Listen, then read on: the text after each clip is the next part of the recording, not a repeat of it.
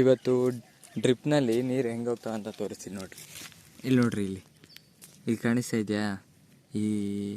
ಇದು ತೂತ ಇಟ್ಟಿರೋದು. ಇದರಲ್ಲಿ ನೋಡಿ ನೀರು ಹೋಗ್ತಾನೆ ಇರ್ತವೆ.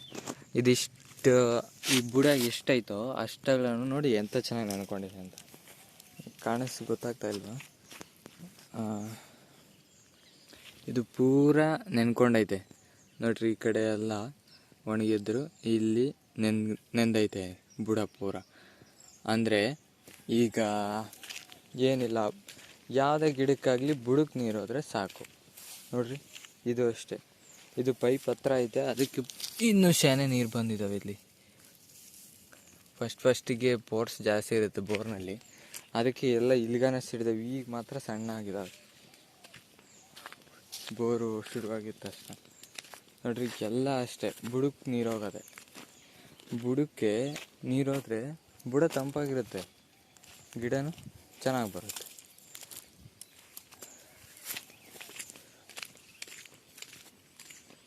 ಯಾವುದೇ ಗಿಡ ತಗೊಳ್ರಿ, ಎಲ್ಲ ಬುಡಕ್ಕೆ ಹೋದ್ರೇ ಗಿಡ ಚೆನ್ನಾಗಿ ಬರೋದು. ಆದರೆ ಈ ಗದ್ದೆ ಅಂಥದ್ದೆಲ್ಲ ಅದು ಬೇರೆ, ಏಕೆಂದರೆ ನೀರಲ್ಲೇ ಬೆಳೀಬೇಕು. ನೋಡ್ರಿ, ಇಲ್ಲೆಲ್ಲ ನೆಂದ್ಕೊಂಡ್ಬಿಟ್ಟೈತೆ, ಕಾಣಿಸ್ತಾ ಇದೆಯಾ? ಆ ಕಡೆ ಏನೂ ನಿಂತಿಲ್ಲ, ಈ ಬುಡ ಮಾತ್ರ ನೆಂದು ಈ ಕಡೆ ಬಂದುಬಿಟ್ಟೆ. ಇದು ಅಷ್ಟೇ, ಪೈಪಿಗೆ ಹತ್ರ ಐತೆ, ಅದಕ್ಕೆ ಎಷ್ಟೊಂದು ನೆನ್ಕೊಂಡಿರೋದು.